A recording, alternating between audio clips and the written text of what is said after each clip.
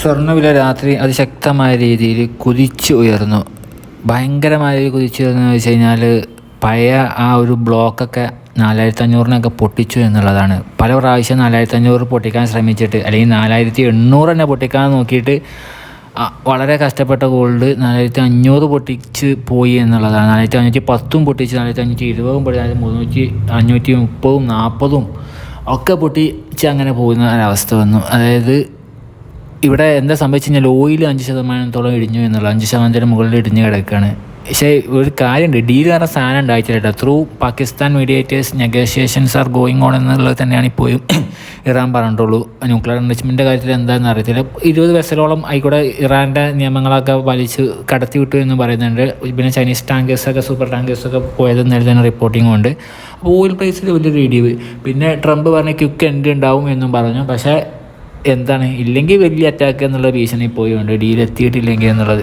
അപ്പോൾ ഇതെന്താണെന്ന് വെച്ച് കഴിഞ്ഞാൽ ഇവർ സംസാരിക്കുന്നതനുസരിച്ച്, നേരത്തെ രാവിലത്തെ വീഡിയോ പറഞ്ഞല്ലോ, പ്രസ്ഥാനങ്ങൾക്കനുസരിച്ച് അങ്ങനെ ഇതിങ്ങനെ അങ്ങോട്ടും ആകുകയാണ്. അപ്പോഴും ഡീൽ എന്ന് പറയുന്ന സാധനം ഉണ്ടായിട്ടില്ല എന്നുള്ളതാണ്. അപ്പോൾ മാർക്കറ്റിൽ വലിയ രീതിയിൽ സംസാരങ്ങൾ ഇവർ അങ്ങോട്ടും ഇങ്ങോട്ടും പറഞ്ഞുണ്ടാക്കുകയാണ്.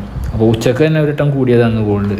അപ്പോൾ 4470 ആ റേഞ്ച്, പ്രത്യേകിച്ച് 4560 ആ റേഞ്ചിൽ നിന്നാണ് ആദ്യത്തെ. ഇപ്പോഴത്തെ $4470 റേറ്റ്. അതായത് ഏതെങ്കിലുമൊക്കെ അടുത്തടുത്ത് ഇങ്ങനെ കളിക്കുന്നുണ്ടെങ്കിൽ അവരൊക്കെ ആകെ കുഴക്കുന്ന രീതിയിൽ 4470, 4500 4470 ഇങ്ങനെ വന്ന് 4770 ഒറ്റ ചെമ്പ് ഒന്ന് ചിന്തിക്കാൻ പോലും നേരം ഉണ്ടാവില്ല. അറ്റടിക്കുന്ന 4500 മേലേക്കാണ് പോയിട്ട് ആരൊക്കെ അവിടെ എല്ലാവരെയും എന്താ പറയുക ക്രഷ് ചെയ്താണ്ട് അങ്ങോട്ട് പോകുന്ന ഒരവസ്ഥയാണ്. അപ്പോൾ അങ്ങനത്തെ രീതിയിൽ മാർക്കറ്റ് ഭയങ്കര volatile and highly noise and unpredictable ആണ്. But there is always a force എന്ന് പറഞ്ഞാൽ ഗ്രാവിറ്റേഷൻ ഫോഴ്സ് എപ്പോഴും താഴേക്കാണെങ്കിൽ ഗോൾഡിന് എപ്പോഴും ഒരു അപ്വാർഡ് ഫോഴ്സ് എപ്പോഴും കൂടുതൽ എപ്പോഴും ഉണ്ടാകും. അതെപ്പോഴും എല്ലാവരുടെ മനസ്സിലും വേണം.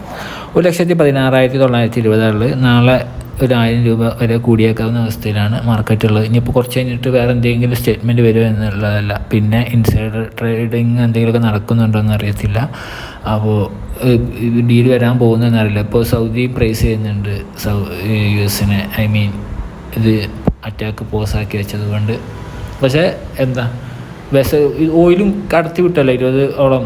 അപ്പോൾ ഇനിയും അത് കുറച്ച് കഴിഞ്ഞിട്ട് അവർ blockers are working very well എന്ന് പറയുകയാണെങ്കിൽ US കുറച്ച് കഴിഞ്ഞിട്ട് ബെസൻറ്റോ നേരത്തെ പറഞ്ഞതുപോലെ പറഞ്ഞു കഴിഞ്ഞാൽ വീണ്ടും പ്രശ്നമായിട്ട് മാറും. അപ്പോൾ എല്ലാവരും വീണ്ടും അപ്പോൾ പ്രസ്ഥാനങ്ങൾക്ക് അനുസൃതമായിട്ടാണ് കാര്യങ്ങൾ നടക്കുന്നത്. അപ്പോൾ just keep as A buying opportunity എന്ന് കാണുക. ഓക്കെ.